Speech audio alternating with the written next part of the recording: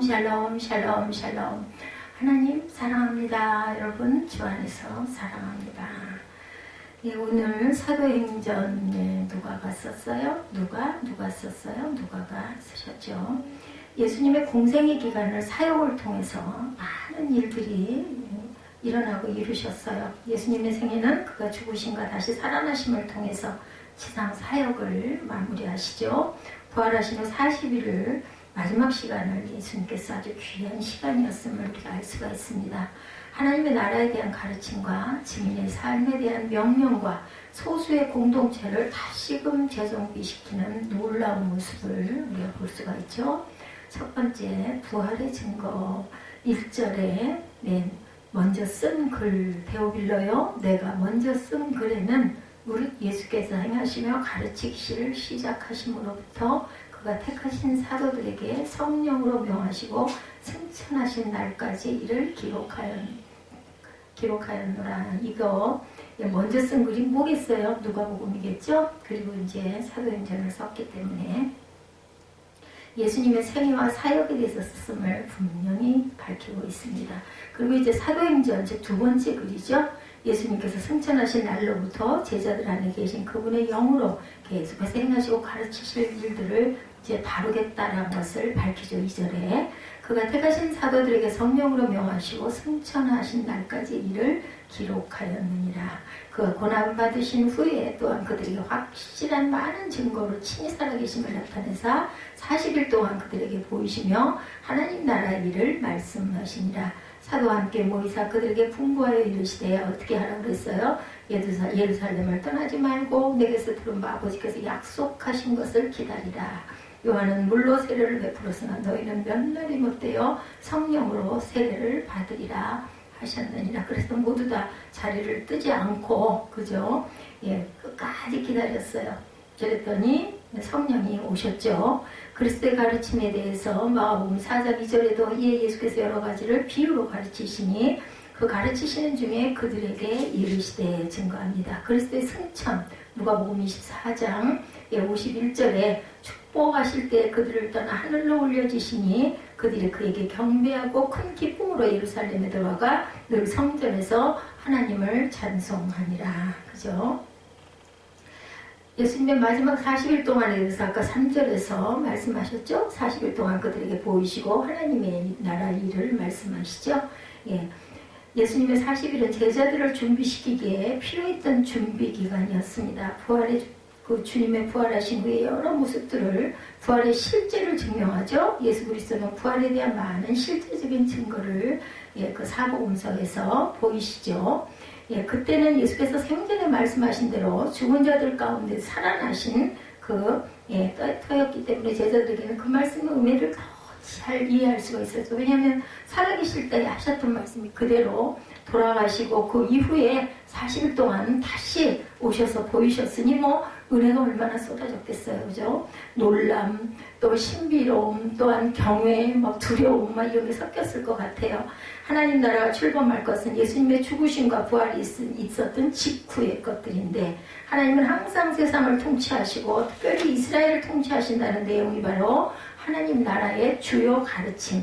이 주제가 십자가에 돌아가시기 전이나 부활하신 후 40일간 사역기간 동안에 주님이 하신 가르침이나 설교가 대부분이었다. 하나님 나라의 전파 사도행전 8장 12절입니다. 빌립이 하나님 나라와 예수 그리스도의 이름에 관하여 전도함을 그들이 믿고 남녀가 다 세례를 받았다라고 나타나죠. 13절에 시몬도 믿고 세례를 받은 후에 전심으로 빌립을 따라다니며 그 나타나는 표적과 큰 능력을 보고 놀라니라 이렇게 증거합니다.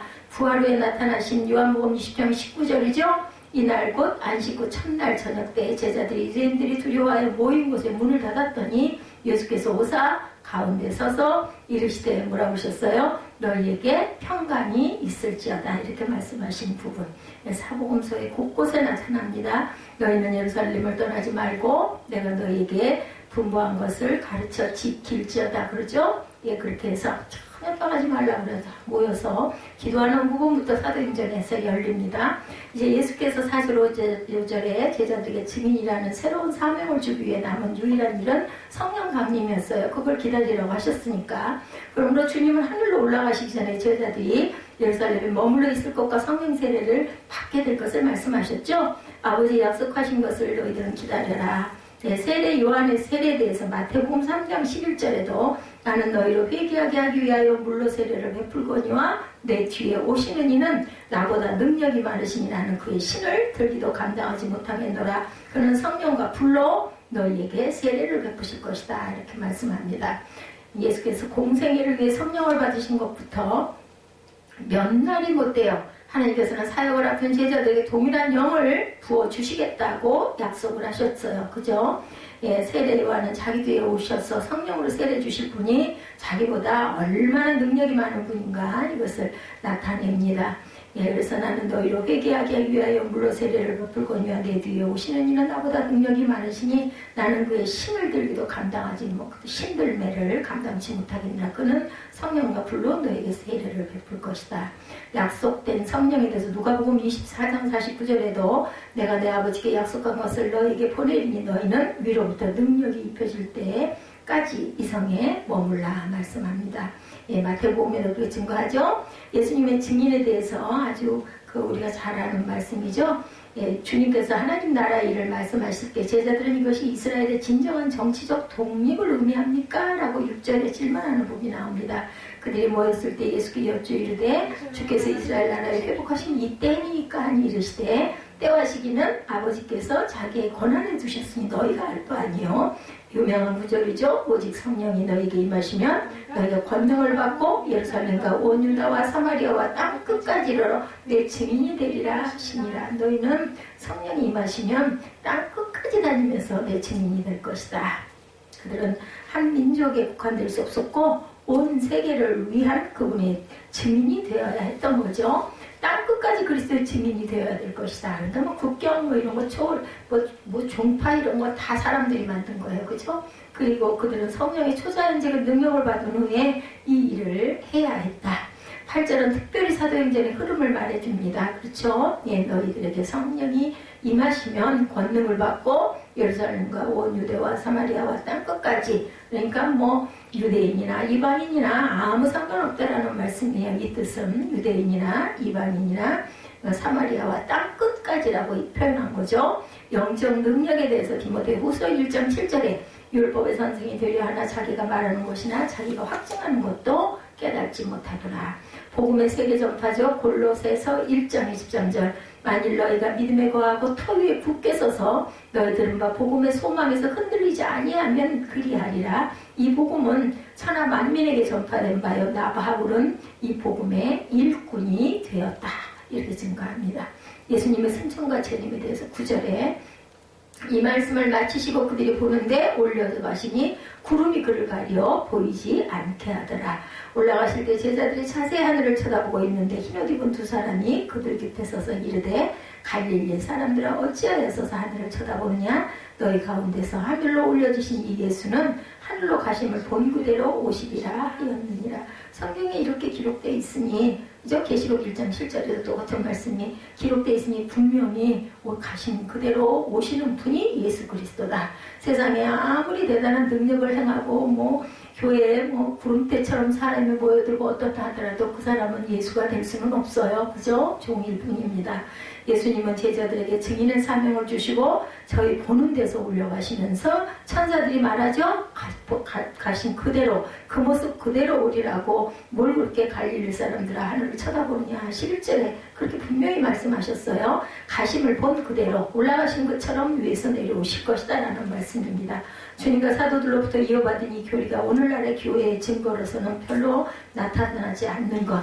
예, 굉장히 아쉽죠. 하나님께서는 우리에게 그리스도의 재림을 생각하며 피차 위로하라고 말씀합니다.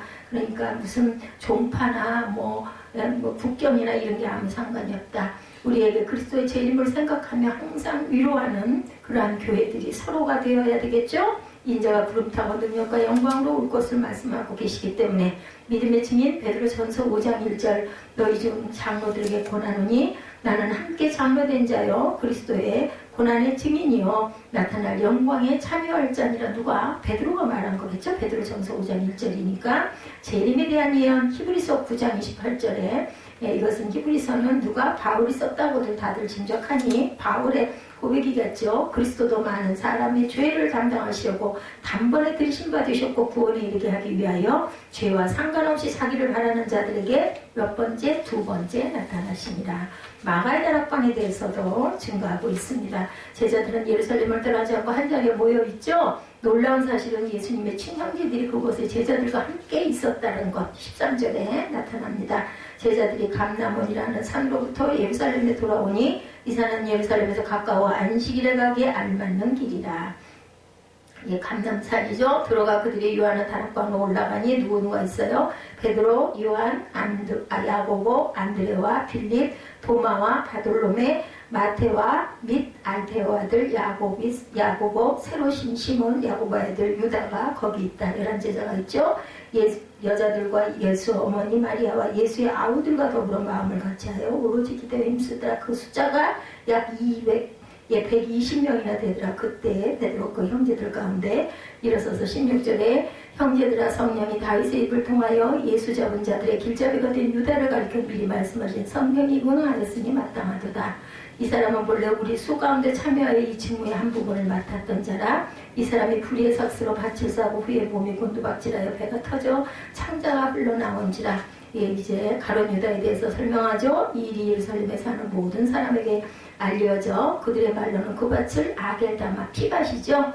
시편에 기록하였을 때 그의 거처를 황폐하게 하시며 거기 거하는 자가 없게 하소서 하여 그것도 안 일렀을 때 그의 직분을 타인이 취하게 하소서. 이게 증거되어 있다는 거죠. 시편에 69편 25절에 시편 109편 8절에 증거되어 있습니다. 이러함으로 요한의 세례로부터 우리 가운데 올려져 가신 날까지 주 예수께서 우리 가운데 출입하실 때 항상 우리와 함께 다니던 사람 중에 하나를 세워 우리와 더불어 예수께서 부활하심을 증언할 사람이 되게 하여야 하리라 하거늘 그들이 두 사람을 내세우니 하나는 바사바라고도 하고 별명은 유수도라 하는 요셉, 하나는 마띠아라. 여기서 이제 마지막 그 12제자가 이제 선정이 되죠. 마띠아가. 그들이 기도하여 이르되 무사람의 마음을 아시는 주여 이 두 사람 중에 누가 주님께 택하신 바 되어 봉사와 및 사도의 직무를 대신할 자인지를 보이시옵소서. 유다는 이 직무를 버리고 제 곳으로 갔나이다 하고 제비 뽑아 마띠아를 얻으니 그가 11사도의 수에 들어가니라. 여기서만 딱 나타나고 마띠아는 그 이후에 드러나진 않는데 순교했다고 나타나 있습니다.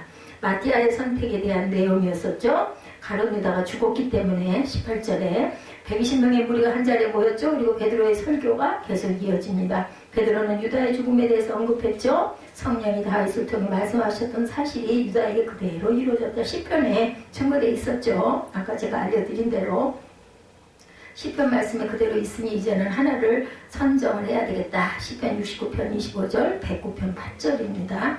예언의 성취가 나타납니다.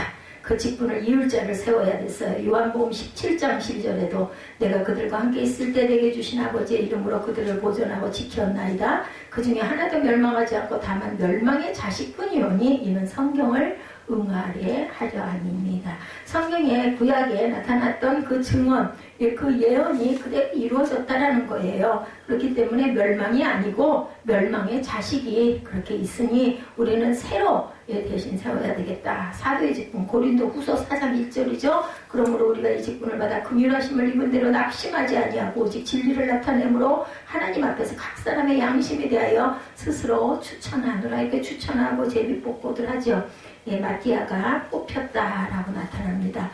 선택할 두 사람이 요셉과 마띠아를 놓고 사도들은 기도와 제비 뽑기를 해냈어요. 그것은 구약의 선례를 따르는 것이긴 했지만 무작위 추천이 아니라 일반 그 성도로부터 청거된 두 사람 중에 하나를 뽑는 그러한 추천이었습니다. 제자들이 주님의 인도를 구하고 제비를 뽑자 마띠아가 선택이 되죠. 신약성경에서는 이후로 마띠아에 대한 언급이 없다고요. 그죠? 열심히 있는 기도 데살로니가 전서 3장 10절입니다. 너희가 온 마게도니아 모든 형제에 대하여 과연 이것을 행하도다 형제들아 권하노니 더욱 그렇게 행하고 또 너희에게 명한 것 같이 조용히 자기 일을 하고 너희 손으로 일하기를 힘쓰라니까 무슨 일을 하든지 너무 주변에도 떠벌리지 말고 조용히 하고 그리고 손으로 일을 하기를 힘쓰라. 스스로 일하라는 얘기죠.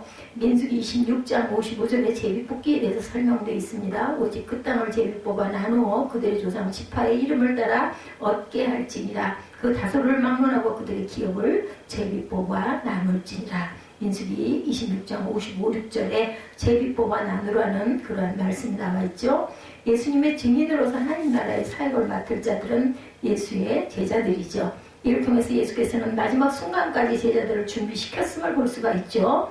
예수의 증인으로 예수님과 함께하였던 사도들의 삶이 어떻게 이어지는가를 살피고 그들의 발자취를 우리가 더듬어 보고 우리의 삶의 자리를 다시 찾아야 할 때, 그것이 바로 이때 지금이죠.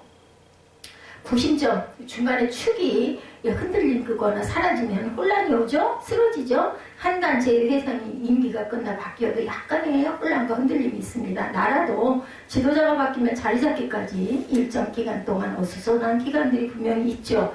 예수께서 제자들과 함께 하던 3년의 시간은 정말로 소중한 기간이었는데 제자들에겐 더할 나위 없이 안정과 소망과 위로와의 평화의 시간이기도 했는데 그러나 이제 사랑하는 주님께서 함께 계시질 않아요. 부활의 주님으로 현재 제자들의 눈에 보이질 않습니다. 어떻게 해야 할까? 막막하죠. 지난번에 그 조용기 목사님 모습 설명하시면서 느낀 게 바라보면서 어떻게 뭐 우리 육안적으로 인간이 육안적으로 볼 때는 아이고 정말 뵙기가 너무너무나 안쓰럽고 그래서 이제 좀 그만 좀 쉬시면 좋을 텐데 이지만 성령께서는 서 있기만 해도 그죠? 그런 마음을 주시더라. 저도 감동을 받았습니다. 또 한편으로는 또 위로도 되죠. 나 역시도 굉장히 연약하고 부족한 사람이다 보니까 그렇게 서 있는 것만으로도 지키고 있는 것만으로도 위로고 그 이후에 아직 일이 끝나지 않았기 때문에 어떤 수습과 어떤 정리가 온전하게 되고 나면 누구처럼 모세처럼 이제 가나안 땅에 딱 왔고 그 아래 제자를 여호수아를 딱 세웠잖아요. 선포를 하고 공포를 하고 세워지고 다 준비되고 이제 가나안 땅 들어가. 여기서부터는 바톤 체인지 네가 이제 맡아가지고 그동안 훈련했으니까 네가 계속해서 끌고 가라. 그리고 이제 모세는 하나님께서 쉬게 해주시는 그런 부분이 느보산에서 멀지가 않지 가나안을 바라보고 그러면서 알력이 어두워지지 않았다라고 나타납니다. 허망하고 공허하고 마음이 비어있을 때 누군가와 함께 있는 것은 정말로 소중합니다. 사고나 질병으로 가족이 세상을 먼저 떠나면 남아있는 가족들은 상당 기간 동안 빈자리에 공허감을 채우고 새로운 관계를 만들고 정립을 시켜야 됩니다. 나라는 국가는 말할 것도 없죠. 새 정부가 들어오면 여러 가지가 바뀌죠. 밑에 그 대통령이 함께 그 나라를 이끌어갈 그런 여러 참모들을 뽑고 그죠 추대하고 투표하고 이런 일들이 많이 일어납니다. 또 지명하기도 하죠. 중학생의 어린 딸이 교통사고로 세상을 떠난 후에 40대 어머니는 다시 사회생활로 나오는데 3년이라는 시간이 걸렸다고 그래요. 한 중학생의 어린 딸을 교통사고로 죽고 나서 예수님께서 십자가에서 목숨을 버리시고 부활하시는 때까지 제자들에게는 혼란의 시간이 흐르죠. 누군가가 함께 있어야 할 시간. 6절 말씀에 그들이 모였을 때 예수께 여쭈어 이르되 라고 하죠. 흩어져 있던 제자들이 모였어요. 다시 모이는 것이 우선이죠. 부활하신 예수님을 만나고 다들 새로운 마음을 가져야 교회는 이런 공동체다. 그러게요. 우리 김종석 형제 말이 잠깐 생각이 나네요. 아버님이 원하신 건 상속도 아니고 재산도 아니고 한자리에 온 가족이 다 온전한 마음으로 둘러 앉기를 바라신다. 그 부분에 말씀이 은혜로 다가옵니다. 그러기를 원하는데 폐가 갈라져가지고 부모를 거부하고 등 돌리고 서로 이제 교통도 안 하고 이런 모습 분명히 이제 이것이 나중에는 마무리가 되겠죠. 언제일지는 하나님의 시안에 있습니다. 우리의 마음밭이 어떻게 선택을 하고 돌이켜지느냐에 있을 거예요. 그래서 아마 하나님이 그런 마음을 주신 것 같아요. 사단의 세력이 얼마나 강해서 안 받아들일 수도 있겠고 받아들일 수도 있겠고이지만 우리는 이제 제신하고 손 내밀었으니까 기다리고 있을 뿐이죠. 마음이 굉장히 안타깝습니다. 개인이 무엇을 할 수 있는 것이 아니라 함께 모여 주님의 뜻을 이루어가는 것이다. 근데 우리들이 생각할 때는 그런 행동보다는 그저 기도하면 돼, 기다리면 돼. 근데 그거는 조금 굉장히 소극적인 그런 모습이고, 우리가 좀 소리를 좀 내고 그 손을 좀 내밀어 보고 뭐 마음에 감동 오는 대로 그걸 꼭 뭐 이거 얼른 해결해서 이걸 받아내야지 이런 마음이 아니라, 그렇게 해서 아예 적대지 말고 원수되지 말고 등 돌리지 말고, 예, 한 마음으로 한 뜻으로 뭉쳐지고 하나가 되라. 그게 교회 공동체 하나님의 뜻이고 가족 간의 모임도 하나님의 뜻인 줄로 믿습니다. 히브리서 10장 24, 5절입니다. 서로 돌아보아 사랑과 선행을 격려하며 모이기를 패하는 어떤 사람들의 습관과 같이 하지 말고 오직 권하여 그날의 가까움을 볼수록 더욱 걸어가자. 잘 모이는 곳에 하나님의 은혜가 넘치죠. 예, 모일 때, 교회가 모일 때 뭐 무슨 나쁜 음모를 꾸미려고 모이는 거 아니죠. 공개적으로 모일 때는 은밀한 것과는 전혀 상관이 없습니다. 그렇기 때문에 은혜가 있는 자리가 될 줄 믿습니다. 제자들은 예수님의 승천을 바라보면서 감람원에서 돌아와 다락방으로 올라가죠. 초대교회 공동체는 다락방에서 모임을 자주 가졌다고 그래요. 어떤 큰 좀 세력 있는 사람들의 좀 가진 거 있는 사람들이 꼭 다락방들을 가졌던 것 같아요. 예, 사람들은 의미를 가지고 모임을 갖죠. 모임은 혼자 할 수 없는 많은 일들을 하게 합니다. 모임이라는 것은, 공동체는 모임이 활성화가 돼야 성장과 발전이 이루어진다. 혼자서 뭘 해봐야 얼마나 하겠어요. 예, 한 사람이 다르고 두 사람이 다르죠. 또 세 사람이 또 다릅니다. 거기에 또 한 명이 또 더해지면, 예, 그럼 또 거기에 그 시너지 효과가 그게 4배가 나는 게 아니라, 그죠? 10몇 배, 수십 배가 날 수도 있죠. 이런 것처럼 모임이 활성화되어야 성장과 발전이 이루어진다. 모임이 약해지면 모든 힘을 자꾸 소멸하고 잃어버릴 수밖에 없어요. 모임을 통해서 예배와 친교와 나눔과 봉사와 전도와 주의 일들을 모두 감당할 수가 있다. 그래서 초대교회는 날마다 마음을 같이하여 성전에 모이기를 힘썼다, 이렇게 증거하고 있죠. 주님의 말씀에 순종해서 열심히 모임을 가지면 주님의 일을 우리가 나눠서 감당할 수가 있어요. 멋대로 그 사람의 달란트대로, 그죠? 어떤 일은 어떤 일, 어떤 일은 어떤 일, 이렇게 서로 잘할 수 있는 것들을 자천해서 내가 하겠습니다. 이것이 바로 공동체, 섬김, 봉사, 이런 부분은 누가 시켜서 명령해서 하는 게 아닙니다. 그래서 초대교회는 날마다 마음을 같이하여 성전에 모이기를 힘썼다. 서로 애를 썼다는 거죠. 기러기들이 장거리를 날 때 보면 여러분들 많이 보셨죠? 하늘에 정말 어렸을 때 그게 신기했어요. 어쩌면 그렇게 이쁘게 때를 딱 글자를 써놓듯이 V자형을 딱 이렇게 표시하면서 날아가는 거 보면, 어떻게 저렇게 기러기들은 저렇게 긴 거리를 저렇게 질서정연하게 갈까 참 신기했었거든요. 그때 기러기들이 지금 60년 후에도 똑같은 모습을 하고 있습니다. 예, 앞에 날아가는 기러기가 날갯짓을 하며 바람을 내면 뒤에 있는 기러기들이 뒤에서 받쳐준다고 그래. 이게 그 날갯짓을 해서 앞에 있는 기러기에게 힘을 또 이렇게 실어줍니다. 뒤에 있는 기러기가 날면 내는 바람이 앞에 있는 기러기를 올려주고, 앞에 있는 기러기가 날갯짓을 해서 뒤에 있는 기러기들에게 힘을 주면 또 그 힘에 그 어떤 역방향을 받아가지고 앞기러기를 또 밀어주고, 혼자 다닐 때보다 70% 힘을 줄여준다고 그래요. 그렇게 날갯짓을 해주면.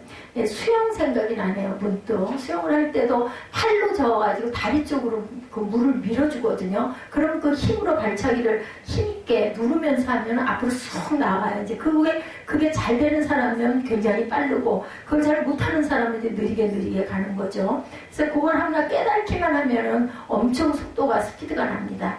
영적인 공동체인 교회도 혼자가 아니라 함께 모임을 가질 때 30배, 60배, 100배의 힘이 나죠. 말씀에 그래서 30배, 60배, 100배라고 말씀합니다. 혼자 하는 이런 수영 같은 경우도 팔, 다리가 함께 같이 힘을 모아주면 이렇게 큰 시너지가 나는 것과 똑같다. 마태복음 18장 20절이죠. 두세 사람이 내 이름 모인 곳에 나도 그들 중에 있느니라 말씀합니다. 교회에서 혼자 기도할 때보다 여럿이 기도하는 것이 능력이 있고, 또 특히나 초신자들에게는 안전하죠. 왜냐하면 우리가 성령을 의지하면 악령도 그만큼 틈을 타기 때문에 혼자는 힘이 약해요. 믿음도 약해요. 약간의 두려움도 있어요. 기도하는 사람들 대개 어떤 걸 갖고 있어요? 문제를 갖고 있죠. 아니면 소망을 갖고 있죠. 그렇기 때문에 무엇을 위해서 기도하게 돼요. 그럴 때 그것을 회방하려는 공격이 많다라는 거죠. 그렇기 때문에 혼자가 아니라 두세 사람이 함께 모여서 어떻게 하고 손잡고 그렇게들 기도를 하죠. 특별히 초신자들인 경우에는 더더군다나 그 사람을 위해서 함께 마음을 모아가지고 이 한 사람을 위해서 열심히 기도할 때 은혜도 받고 능력도 받고 힘도 얻게 되고 그리고 마음의 기쁨과 감사가 넘쳐나게 되는 거죠. 혼자 봉사하는 것보다 함께 봉사하면 기쁨이 배가가 되죠. 전도도 마찬가지입니다. 예수님도 계실 때 제자들 데리고 어딘가를 가서 내보낼 때 꼭 두 사람씩 묶어서 내보내는 걸 우리가 볼 수 있죠. 교회는 순수하고 거룩한 친밀한 공동체를 만들어 가야 되고 세상은 외로운 사람들이 가득한 곳이기 때문에 교회도 혼자 계시는 그런 사람들이 있을 때는 그분들을 옆에 가서 정답게 위로하고 그죠? 함께 손 맞잡아주면 굉장히 고마워하시거든요. 교회 영적 가족들이 친밀함과 따뜻함과 나눔과 섬김을 서로 잘 배우고 훈련해야 세상은 개인주의를 강조하는 그 세상에서 교회 공동체가 훈훈한 공동체 그런 것들 때문에 교회 나가시는 분들도 상당히 있습니다. 혼자 운동도 마찬가지라고 그래요. 그런 것들 때문에 같이 모임을 갖고 그냥 뭐 오전반이면 오전반, 뭐 낮반이면 낮반 이런 식으로 서로가 거기에 속하기를 원하죠.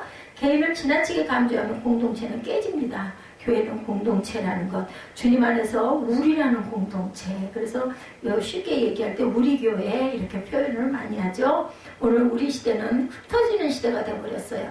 개인주의가 이 시대의 중심 가치가 되어버립니다. 세상의 가치와 주님의 가치관은 서로 상반되고 충돌하는 세대가 됐습니다.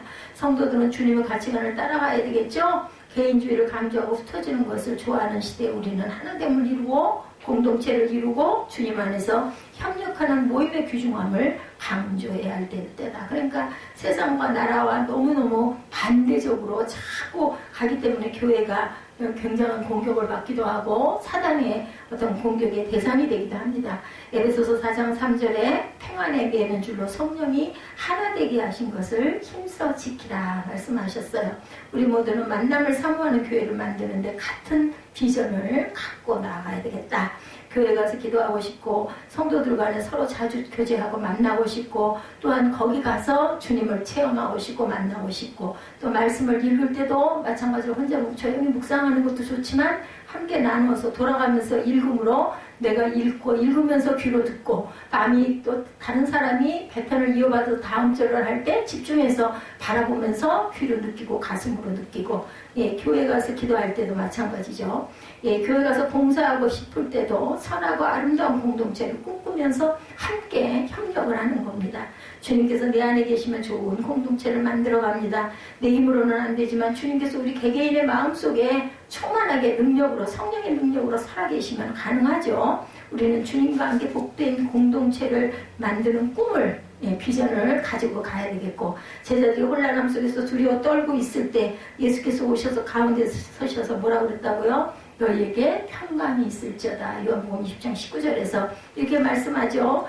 혼란스러워. 예수님이 돌아가셨어. 가셨어. 어떻게 해야 될지를 몰라. 막 갈팡질팡 우왕좌왕. 이게 도대체 뭐야. 무슨 일이야 이게. 막 이러고 있을 때 막 나타나신 벽을 뚫고 슥 들어오셔가지고 샬롬 하셨어요. 그죠? 이렇게 샬롬은 굉장히 귀한 단어다. 제자들의 모임 가운데 가장 필요한 요소는 바로 평강입니다. 다툼도 아니고 갈등도 아니고 누가 먼저 권위도 아니고 또 불안이나 두려움은 더더군다나 아닙니다. 오로지 평강이어야만 하다라는 거죠. 그들을 다시 일으켜 세울 수가 있다. 그것이 있어야만 주님이 계시지 않은 곳에는 평강이 있을 수가 없어요. 어디든지 리더가 서 있다가 없어져 버리고 나면 우왕좌왕하게 되죠. 사람들만 모여 있으면 잠시 후에 갈등이 일어납니다. 언제나 자기 중심으로 생각하기 때문에 분쟁과 갈등이 서로 잘났어. 서로 내 말이 오라. 막 그러다 보면은 결국은 혼란이 일어날 수밖에 없죠. 똑똑한 사람들만 있는 국회는 날마다 그래서 싸움을 한다고 그러죠. 그리고 제일 이끌기 어려운 단체는 목사들이 함께 움직이는 단체라고 얘기를 합니다. 서로 자신들이 너무너무 자기 의지가 굉장히 강하기 때문에 도대체 설득시킬 수 없고 도대체 먹혀 들어가지 않는 데가 목회자들 모여 있는 데라고 그래. 그래서 설교도 목회자들 모여있는 데서 설교하는 게 가장 힘들다고 얘기들을 합니다. 지혜로운 사람들은 싸움을 많이 한다고 그래요. 우리 주님께서 계시하면 평강이 이루어진다는 거죠. 성령으로 하나 되게 하시지 사람이 잘잘못으로 따졌다가는 절대로 하나 될 수가 없는 것이다. 특히 교회 공동체, 특히 교회를 다스리고 가는 그 종이 된 그 목회자들 공동체가 더 그렇다고 합니다. 일반적으로 사람의 마음속에는 근본적인 불안이 누구에게나 있어요. 그죠? 그걸 표현해내지 않을 뿐, 그것이 심한 사람 아니면 잘 나타나지 않을 뿐이지 속에 불안 없는 사람은 없어요. 건강한 삶을 방해하죠. 또한 뭔가 나아갈 성취하려고 하는 부분을 자꾸 가로막습니다. 불안은 인격적으로 의존성을 만들고 불신을 비롯해서 각종 장애를 만들어냅니다. 특히나 부정적인 사람들의 내면에는 이 불안이 많이 깔려있기 때문이에요. 심리학자들은 자기 나름대로 인간의 불안을 정의합니다. 현실적인 불안, 도덕적인 불안, 신경증적인 불안이 있다고 말합니다. 본능과 자아 사이에 갈등을 만들기 때문에 인간은 이렇게 끊임없이 심리적 불안을 가지고 살아간다. 두려움과 불안에 쌓여있던 제자들에게 제일 필요한 것은 그 마음이죠. 저도 그래요. 평안한 마음, 평안한 하루. 오늘 별일 없고 그냥 잔잔하게 누가 아무도 없어도 이제는 혼자서 평안한 마음을 지니는 방법이 어느 정도 또 터득이 됩니다. 그러다가 뭔가가 하나가 탁 돌부리에 걸리게 되는데 그걸로 막 흔들리죠. 불안에 휩싸여 있으면 음식도 맛이 없어요. 소화도 되지 않아요. 그죠? 마음이 요동치기 때문에 집안에서 기르는 강아지도 주인이 없이 홀로 두니까 불안해서 음식을 잘 먹질 않는다고 합니다. 이런 것처럼 주인이 그러다가 돌아오면 그때 안심을 하고 음식을 우리도 똑같은 것 같아요. 마음에 평감이 있을 때는 성령이 우리 안에 내주하고 계시고 내가 그 성령을 사모하고 있고 성령의 말씀을 감사하고 그 받아 먹었을 때 엄청 기쁘고 마음이 편안하거든요. 그렇지 못할 때 굉장히 불안해집니다. 엄마가 없어 불안해 울고 있는 아기에게 엄마의 얼굴이 가장 필요해요. 다른 것으로 우는 아이 절대 못 달래요. 돈이고 뭐고 황금이고 무슨 애기한테 무슨 필요가 있겠어. 그저 내가 알고 있는 그 엄마가 우주 전체니까 엄마의 얼굴만큼 그 따뜻하고 절대적인 위로죠. 엄마가 그 낯가리는 애들 특히나 그죠. 주님을 알고 불안에 떨고 있는 제자들에게 주님께서 주시는 평안이 얼마나 큰 것이었을까. 평안이 있어야 건강도 찾아오죠. 잠도 평화로워야 잘 잡니다. 평안이 함께할 때 기쁨의 사명도 감당할 힘이 납니다. 공동체에는 언제나 주님의 평안이 넘쳐야 하고 우리의 가정에도 당연히 그렇게 되다 보면 평안이 가득하게 되죠. 빌립보서 4장 7절이죠. 모든 지각에 뛰어난 하나님의 평강이 그리스도 예수 안에서 너의 마음과 생각을 지키시리라. 요한복음 14장 27절이죠. 평안을 너에게 끼치노니 곧 나의 평안을 너희에게 주노라. 하나님께서 우리들에게 평안을 주겠다고 말씀하세요. 세상은 편리함을 주지만 평안을 주지는 못해요. 그렇죠? 힘으로 만드는 평안은 힘이 약해지면 깨집니다. 돈으로 만드는 평화도 돈이 없어지면 무너집니다. 이사야 26장 3절에 주께서 심지가 견고한 자를 평강하고 평강하도록 지키시리니 이는 그가 주를 신뢰함이니이다. 이렇게 말씀합니다. 사람들이 그 마음의 심지를 하나님께 두어야 평강이 찾아온다라는 거죠. 이사야 말씀이. 세상은 흔들려도 이 찬양 여러분 아시죠? 세상 흔들리고 그죠? 하나님은 흔들리질 않습니다. 우리 하나님은 흔들리지 않는 평안의 전초기지와 같다. 날마다 주님의 평안이 함께 하시기를 주님의 이름으로 축복합니다. 또 제자들에게 부활하신 예수님은 말씀하죠. 요한복음 20장 22절에 이 말씀을 하시고 그들을 향하여 숨을 내쉬며 이르시되 뭐라고 그러셨어요? 성령을 받으라 하셨어요. 예수께서 떠나가신 이제는 성령을 받으라고 말씀하세요. 예수님이 실제 옆에 계시다가 안 계시는 대신 영이 너희 안에 개개인들에게 거할 것이다 라고 말씀합니다. 성령께서 예수님 대신에 모든 것을 도와주실 거다. 그래서 헬퍼라고 하죠. 교회 공동체 안에 언제나 성령이 강하게 역사하고 계십니다. 주님은 제자들에게 예루살렘을 떠나지 말고 아버지께서 약속하신 것을 기다리라고 오늘 그 본문 5절이죠. 너희는 몇 날이 못되어 성령의 세례를 받으리라. 성령으로 준비되지 못하면 주의를 감당할 수 없기 때문에 성령을 받으라고 말씀하죠. 성령이 너희에게 임하시면 너희가 권능을 받고 그저 사마리아와 온 유대와 땅 끝까지 승리될 수 있다. 교회는 또는 성령의 공동체입니다. 우리는 그 성령의 공동체 안에 있는 성령을 지닌 사람들, 성령을 받아서 성령이 충만할 때 참 기쁨과 감사가 쏟아져 나오죠. 몸 안에서 힘있게 삶을 살아갈 힘의 근원, 원동력이 됩니다. 성령이 역사하지 못하면 성도라 해도 전혀 능력 있는 삶을 살아갈 수가 없어요. 내 힘으로 살려고 하면 몇 날이 넘어가지 않아 실패하고 맙니다. 우리가 사는 날 동안 주님과 함께 기쁘게 살아가려면 날마다 성령이 충만해야 되겠다. 그래서 저는 이 성령 충만이라는 이 글자를 우리가 해마다 붙이고 가끔은 바꿀 마음이 들다가도 뭐 다른 말이 생각이 나질 않더라고요. 성령 충만. 감사하며 살아가려면 성령 충만해야 합니다. 세상은 험한 곳이죠. 사단의 세상이기도 하기 때문에 세상은 참으로 두렵기도 합니다. 주님의 말씀대로 사는 자를 대적하는 곳이 바로 세상이다. 교회 공동체가 무너지기를 가장 바라는 것이 어떻게 보면은 세상의 그러한 사단의 세계이죠. 성령의 능력을 입히지 않고는 그리스도인으로 온전하게 살아갈 수가 없습니다. 하나님께서 스가랴 선지자에게 말씀하죠. 이는 힘으로 되지 아니하며 능력으로 되지 아니하고 오직 나의 영으로 되느니라 이렇게 말씀하셨어요. 사람의 힘으로 주의를 감당할 수가 없죠. 그래서 주님은 사랑하는 제자들을 향해서 성령을 받으라 라고 말씀합니다. 부활하신 예수께서 제자들에게 나타나신 것만으로도 기적 가운데 기적을 보여주신 거죠. 죽으셨던 분이 다시 살아나신 거예요. 3년 공생애 동안 예수님은 제자들에게 많은 기적들을 보여주셨어요. 포도주가 물이 되기도 했고 갈릴리 호수 위를 걸어가는 기적도 있었고 변화산에서 변화하는 모습 거기에 엘리야가 모세가 보이는 그런 기적을 제자들이 바라보게 하심으로 인하여 예수님의 모습이 하얗게 빛나는 변형된 모습도 보여주셨어요. 그런 것처럼 죽으셨던 분이 다시 살아나는 기적, 부활의 기적도 보여주셨습니다. 예수님 제자들에게 이렇게 많은 모습으로 기적만 보여준다고 하나님 나라가 이루어지는 것은 아님에도 불구하고 기적만으로는 주의를 감당할 수가 없음에도 불구하고 기적만 가지고 교회가 건강하게 세워지는 것이 아님에도 불구하고 이제 떠나가시는 주님께서 제자들과 성도들에게 성령을 받아라 말씀합니다.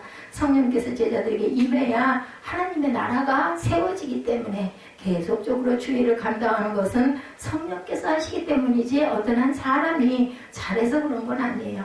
우리들 믿음 생활하면서 기적을 보는 것은 굉장히 중요합니다. 그래야 증거를 하고 그래야 증언을 하게 되고 그것을 또 보면서 느끼게 되고 그죠? 사모하게 되죠. 믿음을 확신 있게 만들고 하나님 살아계심을 직접 또 체험하고 그 체험을 간증함으로 인해서 주변에 있는 그러한 그 많은 사람들에게 증인으로 증언을 할 수가 있습니다. 기적은 많은 감동을 만들고 용기를 더하여 줍니다. 그러나 기적을 체험하는 것보다 중요한 것은 성령 충만입니다.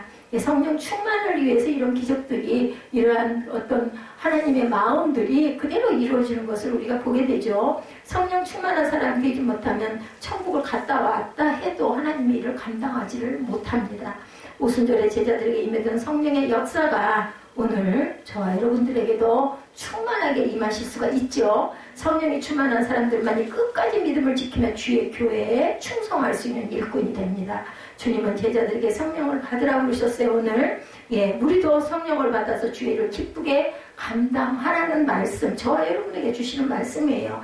다락방에 모인 제자들과 여성도들이 제일 열심히 한 일은 기도였다라고 그러죠. 14절에 마음을 같이하여 오로지 기도에 힘쓰더라. 그래서 오늘 제목을 기도에 힘쓰더라라고 제목을 잡았습니다. 예수님을 떠나보내고 나서 제자들과 성도들은 기도에 온 힘을 쏟았다. 교회는 무슨 일을 하는 것보다 앞서 기도하는 일에 전심을 쏟아야 할 줄로 믿습니다. 기도하는 일을 중요하고 생각하지 않는다면 영적인 세계를 너무 모르는 거죠. 영적으로 깨어나지 못하고 있는 겁니다. 기도에는 영적인 향기가 있고 능력이 있다는 것. 주님 앞에 올바른 기도를 하는 사람은 자기 인생을 사랑할 수 있고 값지게 만들어갈 수가 있습니다. 기도는 주님과 깊은 대화를 나누며 자신의 연약함을 고백하고 하나님의 도움을 구하는 것이죠. 다윗은 기도하는 사람이었죠. 기도하는 사람은 하나님을 지극히 사랑하는 사람이 됩니다. 무슨 일을 하든지 어디를 가든지 하나님께 의탁하고 기도 먼저 하죠. 삶을 시작하기도 하고 하나님과 동행하고 가기도 하고 하루의 일과를 닫기도 하고 열기도 합니다. 선하시고 의로운 열매를 그럴 때 하나님께서 맺게 해주시죠. 사무엘은 기대하기를 쉬는 죄를 범하지 않겠다라고 했어요. 기도하는 사무엘이 살아있는 동안 이스라엘은 평강했습니다. 블레셋의 침략을 모두 막아냈고 느헤미야는 기도하는 사람이었기 때문에 이방인들의 방해와 공격 속에서도 굳건히 주의를 감당할 수가 있었습니다. 기도하는 사람은 이 세상을 이기고 하나님의 역사를 이루어갈 수가 있었다. 초대교회가 탄생하기까지 사도들과 성도들은 열심히 기도에 전심전력을 다했습니다. 한 가지 목표를 두고 열심히 기도하죠. 예수께서 승천하시고 이제 성령을 기다리며 온 교회가 한 마음이 됐죠. 성령 기다리는 일, 딱 그거 하나, 목적이 하나예요. 그러다 보니까 함께 모여서 전심을 다해 기도하죠. 그래서 교회가 탄생되죠. 교회가 교회다운 능력을 회복하기 위해서도 열심히 기도하는 공동체가 되어야 합니다. 교회가 함께 기도할 때 어려움도 극복하고 고난도 이기게 되죠. 그리고 영적으로도 성장하게 됩니다. 함께 기도할 때 하나님의 뜻을 분별하고 나아가죠. 함께 기도할 때 인간적인 문제들, 갈등이나 분쟁이나 혼란을 극복하고 이겨나갑니다. 개인의 영적인 능력을 회복하는 것도 열심히 기도할 때 쉽게 기도하게 됩니다. 예수께서 부활하시고 40일 동안 이 땅에서 제자들에게 보이시며 제자들의 믿음을 도와주시죠. 이 교회는 주님을 떠나보내고 열심히 마음을 같이하여 모이기 시작하였다. 열심히 모여서 주의를 작정하고 감당하였다라고 나타나 있습니다. 함께 모일 때 주님은 제자들의 마음속에 무엇을 주셨어요? 평강을 주십니다. 마음을 안정시키시고 주님께로 마음을 모을 수 있게 도와주십니다. 누가? 성령이. 마음이 평안해야 일을 할 수 있게 마음을 하나로 굳게 다잡고 가게 해주시죠. 그리고 주님은 제자들이 성령을 받게 하시고 열심히 기도에 전념하도록 묶어주셨어요. 교회는 모이는 공동체, 평강의 공동체, 성령의 공동체, 기도하는 공동체. 여기도 보면 예수님과 그 가족과 그 어머니와 함께 예수님의 가족들이 함께 모였다, 형제들이 모였다라고 나오죠. 여기서 어느 것 하나만 부족해도 제 기능을 발휘하지 못합니다. 모이게 힘쓰는 교회, 온 교우들의 마음속에 주님의 평강이 가득한 교회, 성령과 기도가 충만한 교회로 하나님의 소망을 이루고 나아가시는 저와 여러분들이 되시기를 주님의 이름으로 축복합니다.